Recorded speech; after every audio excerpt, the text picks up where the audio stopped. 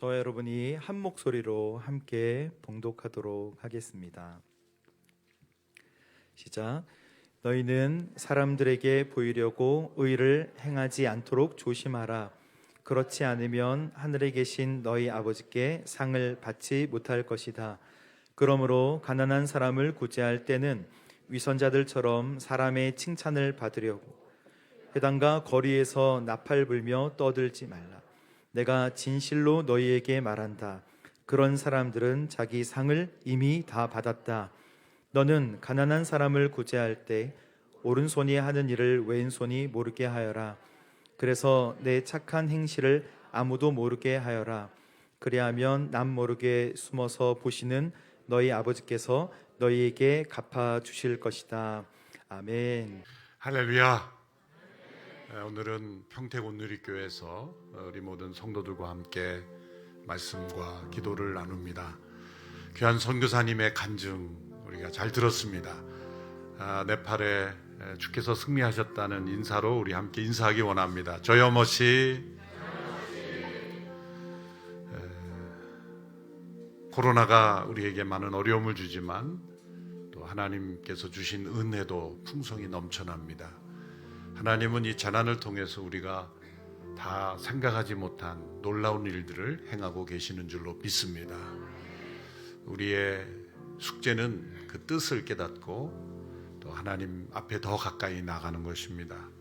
아까 찬양대가 부른 내 주 되신 주를 참 사랑하고 이 찬송을 먼저 함께 부르기 원하는데, 이 찬송은 암에 걸려서 더 이상 말을 할 수도 없는 그러한 한 성도가 이전보다 더 주님을 사랑합니다 라는 고백을 남겼습니다. 더 형통한 일, 좋은 일이 생겼을 때 주께 사랑을 고백한 것이 아니라 나에게 불행한 일, 또 내가 원치 않는 일, 또 나의 삶이 후퇴하는 것 같은 절망적 상황 속에서 이전보다 더 주님을 사랑합니다. 코로나 팬데믹으로 삶의 큰 위기를 겪고 어려움 가운데 처해 있는 성도들이 이전보다 더 주님을 사랑합니다. 이런 고백을 할 수 있다면 그것이 바로 저여머시 주님께서 승리하셨습니다 라는 고백인 줄로 믿습니다. 어떠한 형편 속에서도 또 심지어 고난 속에서도 주님을 더욱 사랑하는 우리 모두가 되기를 원합니다. 예수님의 산상수훈의 말씀은 우리로 하여금 마치 거울 앞에 선 것 같게 하나님의 임재 앞으로 인도합니다. 우리는 매일 적어도 한번 거울 앞에서 우리의 겉모습을 돌아보고 또 더러운 부분이 있으면 씻어냅니다. 그러나 영혼의 거울 앞에 서려고 하지 않습니다. 하나님의 말씀 앞에 나아가지 않는 것은 그 말씀 속에 우리의 영혼의 더러운 모습들이 여지없이 드러나기 때문일 겁니다. 예수님의 말씀 앞에서 우리가 얼마나 하나님 앞에 연약한 더러운 추한 죄인인지가 드러납니다. 그것은 선한 행실을 하면서도 죄를 짓는다는 것입니다. 우리는 나쁜 동기로 나쁜 행동을 하는 것만을 죄라고 생각합니다. 그러나 오늘 예수님은 선한 행실도 나쁜 동기로 할 수 있다라는 것을 지적합니다.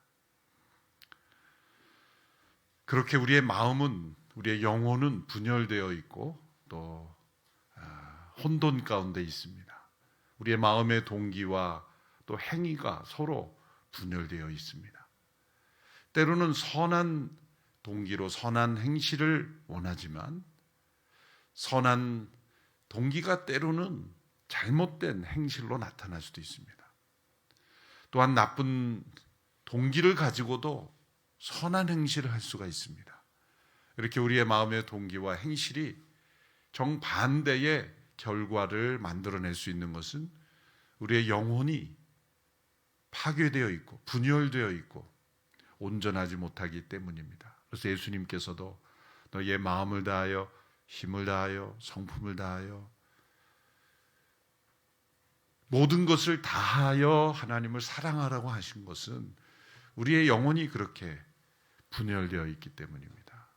영과 혼과 육이 온전히 하나 된 상태가 아니라 우리의 영이 사단에 의하여 불순종의 영에 사로잡혀 있고, 우리의 혼이 이 세상의 헛된 지식과 정신에 혼미해져 있고, 우리의 육은 육체의 감각에 치우쳐 육신의 욕구가 이끄는 대로 살아가는 인생이 되어가고 있기 때문입니다.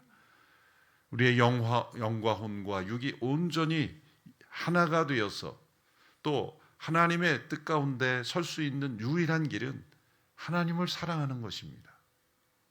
하나님을 경외하고 하나님을 사랑할 때 놀랍게 우리의 영과 혼과 육이 통합되고, 또 우리 안에 이 분열된 영혼이 하나 되는 것을 보여줍니다. 그래서 우리는 온전한 영혼으로 하나님 앞에 설 수 있습니다.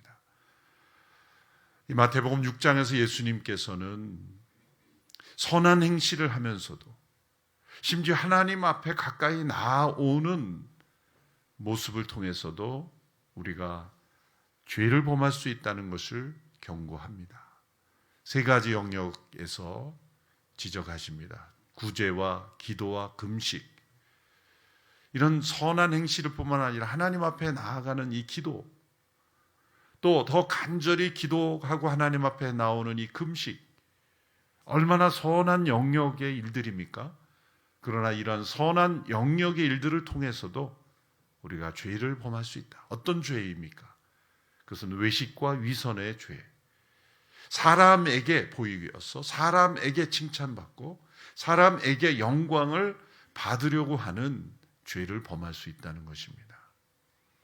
우리의 영혼이 하나님 중심에서 떠날 경우에 자기를 중심으로 살아가는 인생은 반드시 사람들로부터 영광을 구하게 되어 있습니다. 인간은 원래 영광스러운 존재이기 때문입니다. 죄를 어떻게 정의합니까? 죄란 그냥 잘못된 행실을 하는 것 정도가 아닙니다. 하나님의 영광으로부터 떨어진 상태가 죄입니다. 모든 사람이 죄를 범하였음에 하나님의 영광에 이르지 못하더니, 죄란 하나님의 영광으로부터 떠나 있는 겁니다. 그러면 모든 죄인은 그 떨어져 있는 영광, 하나님 그 영광으로부터 떨어져 있기 때문에 영광에 대한 굶주림이 있는 거예요. 그래서 사람들에게는 늘 이 영광에 대한 굶주림을 채우려고 하는 욕망이 가득 찹니다. 우리가 이 땅을 살면서 이 경쟁 사회를 왜 사람들이 만들어갑니까? 경쟁하지 않아도 되는 것을 경쟁하면서 내가 당신보다 더 잘났다, 위대하다, 더 가치 있다고 여기면서 때로는 다른 사람을 업신여기고 무시하고 멸시하는 그런 이 경쟁 사회에 끔찍한 현실이 왜 생겼습니까? 영광에 대한 굶주림 때문에 만들어낸 거예요. 오직 인간에게만 이 영광에 대한 굶주림을 만족시키려고 서로 경쟁하며 때로는 피 흘리며 싸우며 전쟁을 통해서도 그 영광을 만족시키려는 거죠. 저 아프리카의 초원에 있는 코뿔소들이 누가 먼저 달렸는가 상 주고, 그리고 1등, 2등, 3등 따지는 동물들 보았습니까? 누가 더 높이 뛰나? 누가 더 빨리 달리나? 어떤 생물, 어떤 동물의 세계에서도 서로 비교를 통해서 영광을 얻으려 하지 않습니다. 오직 인간만. 많은 경쟁을 통하여, 스포츠뿐만 아니라 학업을 통하여 사람들을 등급을 매겨서 평가하고 우월의식을 느끼고 때로는 좌절을 느끼고, 모든 것은 다 인간에게 있는 이 근본적인 영광에 대한 굶주림 때문이에요.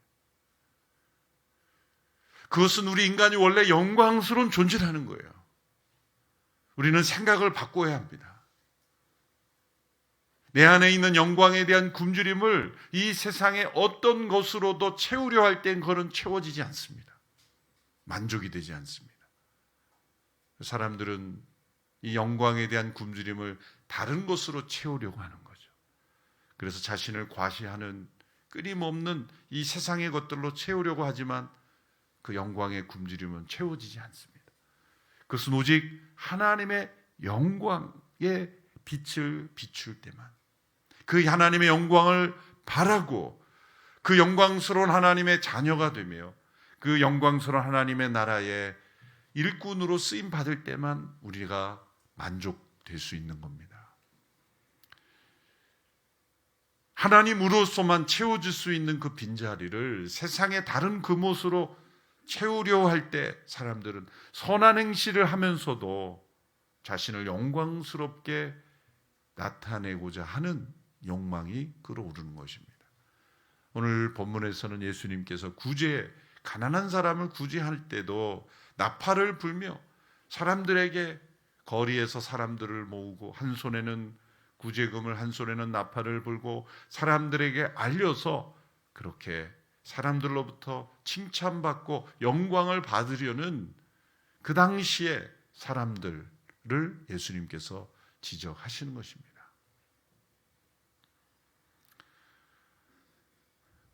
오늘의 교회 많은 성도들을 생각하게 되었습니다. 보이지 않게 헌신하고 다른 누가 알아주지 않아도 가난한 이들을 돕고 선교사님들을 돕고 때로는 교회 여러 사역에 큰 헌금을 하면서도 일체 알려지기를 원치 않으며 감사 인사조차 전해오는 것을 부담스러워하는 많은 신실한 성도들이 온누리교회에 있기 때문에 온누리가 정말 하나님이 사용하시고 축복하시는 귀한 통로가 된다는 것을 저 자신이 가장 느끼고 있습니다. 그분들은 바로 이 말씀 앞에 서서 살아가고 있는 성도들입니다.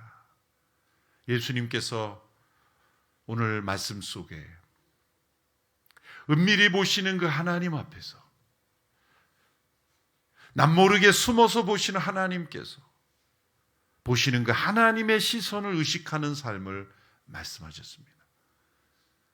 우리의 은밀에 무엇이 숨어 있는가? 우리의 은밀한 삶에 죄가 숨어 있다면 그것은 마치 썩은 뿌리와 같이 열매 맺지 못하고 언젠가 태풍이 불면 아무리 큰 나무라도 한순간에 쓰러져 버리는 것은 그 뿌리가 썩어 있기 때문에요. 우리의 삶의 뿌리는 무엇입니까? 뿌리는 대개 보이지 않게 땅에 파묻혀 있습니다. 우리의 영혼의 뿌리는 무엇입니까? 우리의 은밀함에 하나님과의 만남이 있는가? 하나님의 시선을 의식하며 살아가고 있는가? 아니면 다른 사람들의 시선을 의식하며 살아가는가에 달려 있습니다. 다른 사람들의 시선을 의식하며 사람으로부터 영광과 인정을 얻기 원하는 그러한 삶을 살게 될 때는 얼마나 우리의 삶이 쉽게 무너질 수 있는가를 우리는 보여주고 있습니다. 때로는 교회 안의 봉사와 헌신도 지나치게 과도하게 사람들로부터 인정받기 원하는 그러한 헌신이 될 때는 매우 위험한 독소가 될 수 있어요. 대한민국에서 목회할 때 이제 장소를 빌려서 목회했던 시카고에서 아주 초기에 어느 성도님이 먼저 와서 의자를 다 놓는 거예요. 얼마나 훌륭한 분입니까? 성도들이 오시기 전에 의자 세팅을 혼자 다 땀 흘리면서. 그런데 그분이 너무 혼자 수고하시니까 제가 이제 다음 주부터 미리들 나오시도록 해서 같이 하면 되니까 혼자 너무 무리하지 마십시오. 그럼 지칩니다. 그리고 권면을 하고 우리 성도님들이 조를 짜서 미리 나오시도록 했는데 그분은 그 약속된 시간보다 먼저 1시간 나와서 혼자 또 다 미리 깔아놓는 거예요. 도대체 왜 그러시는 거예요? 같이 하기로 했으면 같이 하면 되는데 이분은 같이 하면 안 되는 거예요. 미리 와서 다 혼자 땀 흘리면서. 물론 그분이 헌신하는 마음은 좋죠. 그런데 그게 만일 이것은 내가 했다라는 그러한 어떤 인정과 사람으로부터 받으려는 어떤 것이 있다면 그건 매우 심각한 인정 중독이 되는 거예요. 우리의 봉사가 하나님 보시기에 합당한 것이 되려면 나 자신이 나타나는 것을 매우 조심해야 되는 거예요. 내가 할 수 있는 것도 때로 절제할 수 있어요. 또 내가 하기 싫은 것도 할 수 있어야 돼요. 하나님의 시선을 의식하며 봉사하는 우리의 헌신이 되어야 된다. 근데 오늘 말씀에서는 은밀히 보시는 그 하나님 앞에서 선행을 하는 사람의 훈련된 모습을 이렇게 표현합니다. 내 오른손이 하는 일을 왼손이 모르게 하라. 어떻게 오른손이 하는 일을 왼손이 모를 수가 있습니까? 착한 행실을 아무도 모르게 하는데 다른 사람만 모르게 하는 게 아니라 자신도 모르게 하라. 아니 자신이 모르는 일을 어떻게 자신이 할 수 있죠? 이것은 자신이 하는 선행을 의식하지 말라는 거예요. 도취되지 말라는 거예요. 마치 아무 일도 하지 않은 것처럼 잊어버리라는 겁니다. 그냥 일상적인 일처럼 생각하라는 거예요. 여러분 우리가 외국어를 말할 때 내가 모르는 외국어를 말할 때는 말 한마디 한마디 의식해야 돼요. 문법을 의식해야 되고 말의 순서를 의식해야 되고 발음을 의식해야 되고 알아듣나 못 알아듣나 그냥 온통 내가 말하는 거를 의식하고 있어요. 여러분 모국어를 말할 때는 의식 없이 그냥 막 말하죠. 생각나는 대로 말하고 또 생각 없이 말하기도 해요. 생각하지 않고도 막 말이 튀어나오죠. 말이 앞서서 나중에 후회하는 적도 있잖아요. 의식이 없이 우리가 살아가는 영역이 바로 모국어란 말이죠. 내가 말을 한다라는 의식 자체를 하지 않는 상태가 존재할 수 있어요. 그것처럼 우리가 어떤 선한 행실을 할지라도 내가 지금 선한 행실을 하고 있는 거지 스스로 느껴요. 아 이건 선한 행실이야. 다른 사람 보기에도 선한 행실이야. 어쩌면 사람들이 놀랄 거야. 충격받으면 어떻게 하지? 이러면서 온통 그냥 자신의 선행에 의식을 해서 그렇게 자기 도취에 빠지지 말라는 거예요. 자신이 선행을 한다 할지라도 그것이 선행인지 아닌지 그냥 일상이기 때문에 그것이 느껴지지 않는 오른손이 한 일을 왼손이 모르게 되는 삶. 하나님만을 의식하는 삶. 이런 삶으로 나아가야 된다는 거죠. 성령 충만했던 사도행전에 나타난 초대교회에도 그러한 모습에 실패했던 한 부부가 나오죠. 아나니아와 삽비라입니다. 아나니아 삽비라는 분명히 그 사도행전에 나타난 예루살렘 교회의 중요한 일꾼들이었습니다. 근데 그들이 헌금을 하고 죽임을 당했어요. 사실 먼저 죽은 것이 꼭 지옥에 갔다 이렇게 해석할 필요는 없어요. 하나님 먼저 데려가신 거예요. 그 이유는 성령을 속이고 일부 헌금한 것을 전부 헌금한 것처럼 그렇게 자신을 과시한 거죠. 사람들에게 알려지는 걸 원했던 거예요. 근데 그 이유가 뭡니까? 그 4장 바로 앞에 보면 바나바라고 하는 위로의 아들이라고 하는 그 성도가 모든 것을 팔아 사도들 앞에 넣고 귀한 헌신을 한 거예요. 아나니아 삽비라 부부가 바나바의 헌신의 소식을 듣고 서로 대화를 했을 거라고 이렇게 상상하죠. 여보, 바나바 집사님이 큰 헌신을 했네. 그러네. 이제 우리는 어떻게 하지? 그러면서 대화를 하는 가운데 우리도 헌신해야지 라고 하는 그 마음에 사단이 틈탄 거예요. 바나바와 비교를 한 거예요. 하나님 앞에 믿음의 분량대로, 하나님은 우리의 믿음의 분량대로 하면 있는 그대로를 받으시는데, 믿음의 분량이 아닌 지나치게 과시하고 싶어서 일부를 바쳐오고 전부를 바치는 것처럼 거짓말을 한 거예요. 사도 베드로를 통해 하나님은 그 거짓을 드러내셨고, 아나니아와 삽비라가 그 예배를 마치고 하나님이 내려가신 거예요. 얼마나 충격적인 사건입니까? 어떻게 보면 드리지 않은 사람도 많을 텐데 하나님은 어떻게 드린 분을, 사람을 이렇게 데려가십니까? 그들을 하나님이 지옥으로 보내신 게 아니라 경고를 주신 거예요. 내가 원하는 것은 하나님의 시선을 의식하는 거고, 다른 사람을 의식하는 그러한 봉사원신을 원치 않으신다. 나만을 바라보고 그리고 자신도 의식하지 않는 그런 헌신을 하라는 겁니다. 교회가 처음 형성될 때, 초대교회 때 이런 충격적인 일들이 있었기에 초대교회는 거룩하고 순결한 교회가 되었습니다. 하나님께서 오늘 이 시대에 이렇게 우리를 다루시지 않는 이유가 뭘까요? 너무 많은 사람들이 예배를 마치면 너무 많은 사람들이 실려 나갈까 봐. 표본으로 그 당시에 주신 거예요. 우리의 믿음이 하나님의 시선만을 의식하고 자기 자신도 의식하지 않고 다른 어떤 사람들에게 보이려는 그런 신앙이 되지 않게 되기를 바랍니다. 우리의 은밀함에 하나님, 유일한 청중이신 하나님의 시선만을 의식하면서 은밀히 보시는 그 하나님 앞에 더 가까이 나가는 우리의 믿음의 삶, 또 이 세상 가운데서의 우리의 삶도 그렇게 되기를 축원합니다.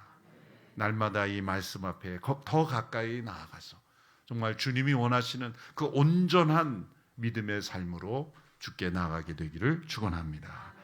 오늘 말씀을 기억하면서 함께 기도하기를 원합니다. 사람들의 눈을 의식하며 사는 삶이 아닌 하나님의 눈을 의식하며 사는 삶이 되게 하여 주시옵소서. 은밀한 가운데에서도 우리를 바라보시고 지키시는 하나님의 시선이 머무는 삶이 될 수 있도록 우리의 삶을 붙들어 주시고 우리가 하나님을 온전히 인식하며 살아갈 수 있도록 성령 하나님 우리를 인도하여 주시옵소서. 함께 기도하며 나아갑니다. 기도하겠습니다. 살아계신 아버지 하나님, 오늘도 귀한 말씀을 우리에게 알려주시고 깨닫게 해주심에 감사합니다. 사람들의 눈을 의식하며 사는 삶이 아닌 하나님의 눈을 의식하며 사는 삶이 되게 하여 주시옵소서.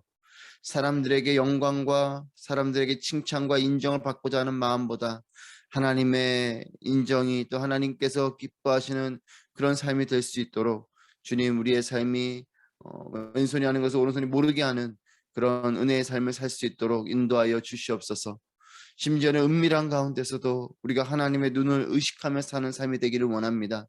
은밀한 가운데 아무도 보지 않는 것처럼 여겨서 하나님 그 가운데서 죄악에 빠지고 헛된 것을 쫓아가는 삶이 아니라 은밀한 중에도 또 어느 곳에서든지 하나님의 시선은 우리를 바라보고 있음을 깨닫고 하나님의 시선 아래서 온전히 나아가는 우리의 삶이 되게 하여 주시옵소서. 은밀한 중에도 하나님의 눈을 의식하며 삶으로 우리의 평생의 모든 영역 속에서 온전하고 또 거룩한 삶을 살 수 있도록 붙들어 주시고 인도하여 주시옵소서.